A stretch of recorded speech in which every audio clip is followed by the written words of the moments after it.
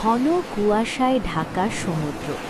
হঠাৎ দূরে দেখা গেল কালো পালওয়ালা এক জলদস্যু জাহাজ।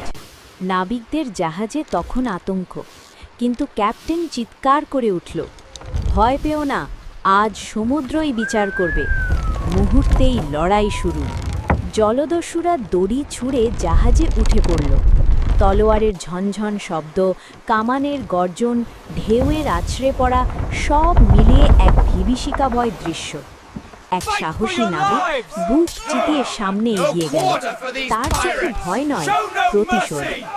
ঠিক তখনই ঝড় উঠল।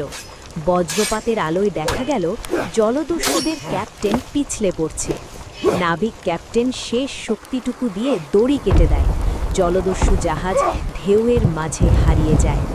প্লিজ ভিডিওটিতে একটি লাইক দিন এবং চ্যানেলটি সাবস্ক্রাইব করুন।